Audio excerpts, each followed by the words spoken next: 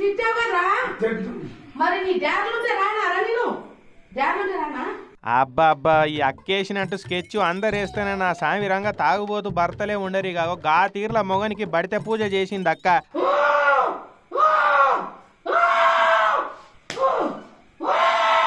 దయ్యం పట్టినట్టు యాక్టింగ్ చేసి తాగి ఇంటిని ఏగి చేస్తున్న మొగన్ని షీరి చింత గట్టిందనుకో రాదురే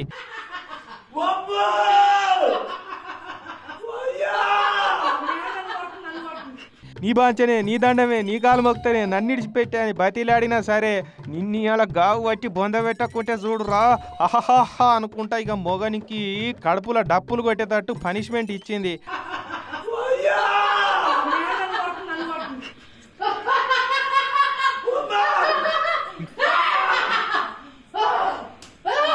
ఇక అదేదో సినిమాలో బ్రాహ్మీ సార్ నువ్వు కోవై సార్లు అమ్మ వచ్చి పొట్టు పొట్టు కొడతా చూడు సేమ్ అదే సీన్ అయిందనుకో రాదురే ఇంకోసారి తాగి లొల్లి చేస్తావు తాగుడు బంద్ చేస్తావా లేదా నువ్వు తాగినప్పుడల్లా నేను దయ్యం అయి వచ్చి నీ పేగులు మెడలేసుకొని పోతా అని చెప్పిగా పెయ్యి మీద తోలు ఊడేటట్టు ఇత్తడి బిందను చింతపండు వేసి తోమినట్టు తోముడు దోమే వరకు ఊడిపోయిన గోసిబట్టతోటి జాంగ మీదనే ఉరుకుడు పెట్టిండిగా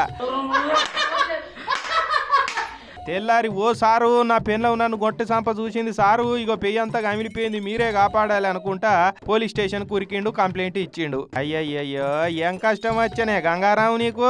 తాగి ఏగైతావా మళ్ళా పాపం పెన్లం కొట్టిన దెబ్బలకు చూడు దెబ్బకే పక్క బొక్కలు ఇరిగినాయట తల్లి కొడుతుంటే అగో పిల్లగాడు కూడా నవ్వుకుంటా కాలు చేతులు అనగబట్టిండి అంటే ఏ తీరులా టార్చర్ పెట్టుంటావు గంగారాం ఇకనైనా బుద్ధి వచ్చిందా లేదా మరి ఈసారి కమిలిపోయేటట్టు కొట్టింది కానీ ఇంకోసారి తాగి ఇట్లనే చేస్తే నాటుకోడిని కమిరిచ్చినట్టుగా కమిరిస్తుందట మరి సరేనా నువ్వు తాగితే అక్క లోపల దయ్యం బయటకు వస్తుందట మళ్ళా కానీ అక్క ఐడియా అయితే అదుర్సు పోరి ఖమ్మం జిల్లా పెనుబల్లి మండలం వీగం బజార్ జంగాల కాలనీలో అయింది ఈ కథ